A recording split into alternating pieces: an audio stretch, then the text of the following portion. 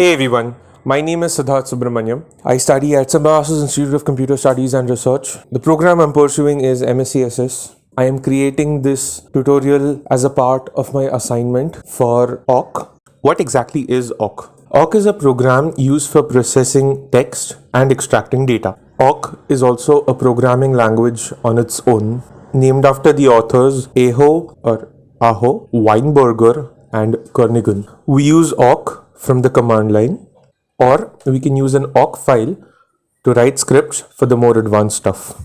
In this tutorial, we will be covering all of the control statements that are used in awk.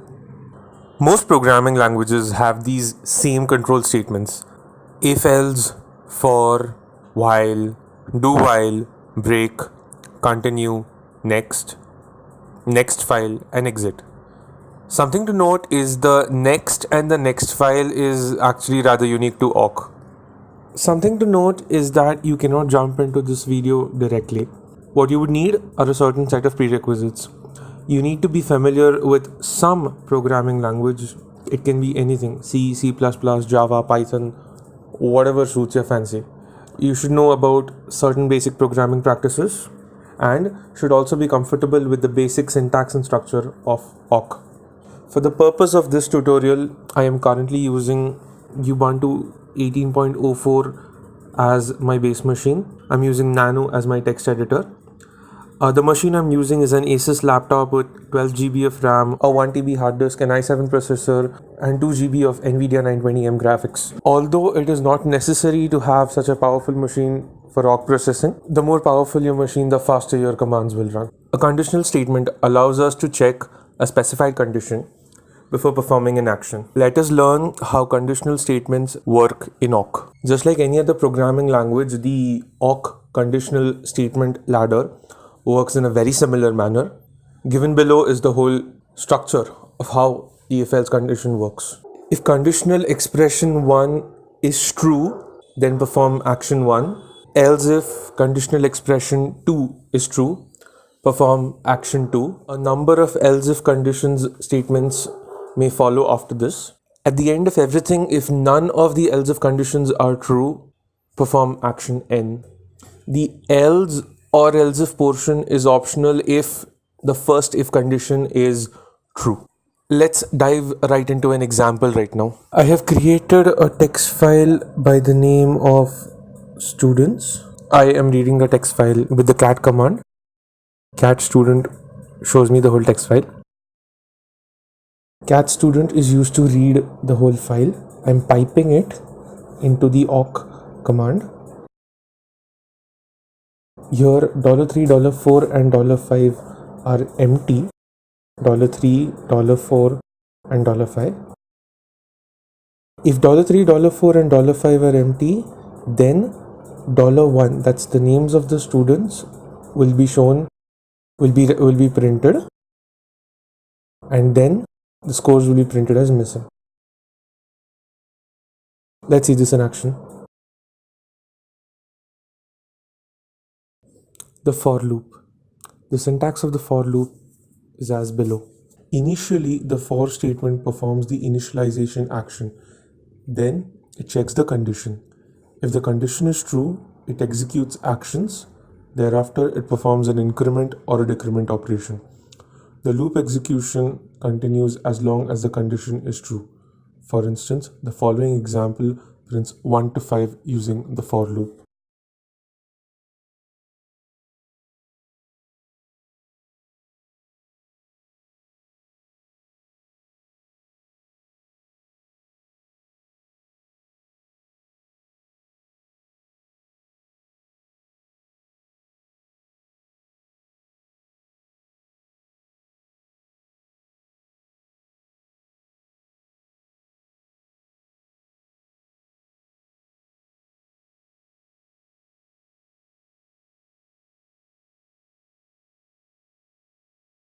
On executing the code, you get the following result.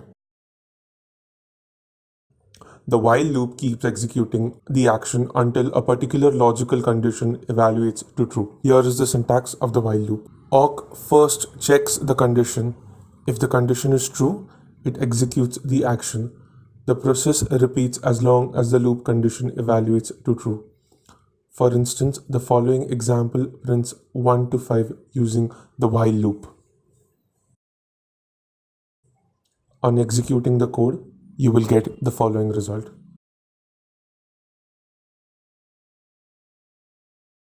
The do while loop is very similar to the while loop, except that the test condition is evaluated at the end of the loop. Here is the syntax of the do while loop. In a do while loop, the action statement gets executed at least once, even when the condition statement evaluates to false. For instance, the following example prints 1 to 5 numbers using the do while loop.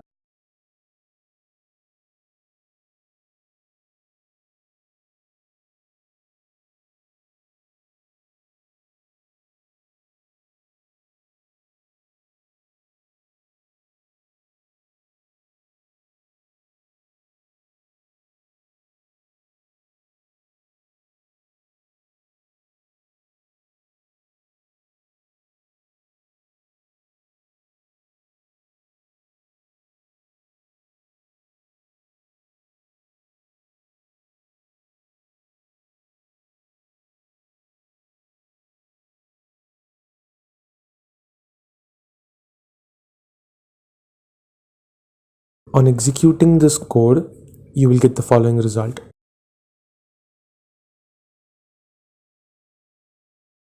The break statement, as its name suggests, it is used to end the loop execution. Here is an example which ends the loop when the sum becomes greater than 50.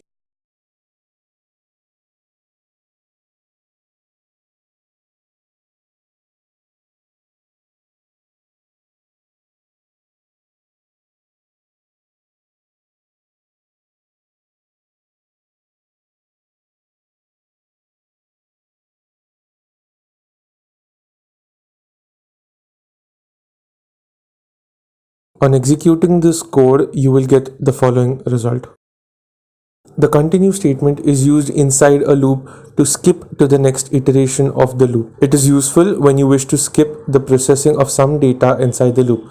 For instance, the following example uses the continue statement to print even numbers between 1 to 20.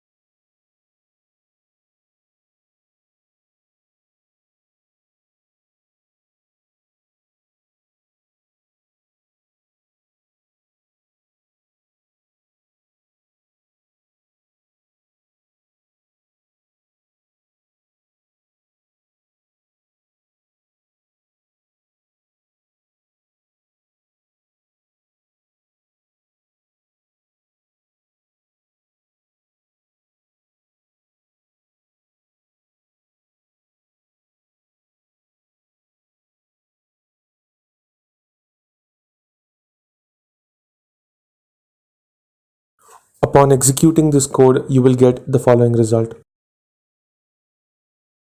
The exit statement. It is used to stop the execution of the script. It accepts an integer as an argument, which is the exit status code for the op process. If no argument is supplied, exit returns to status 0. Here is an example that stops the execution when the sum becomes greater than 50.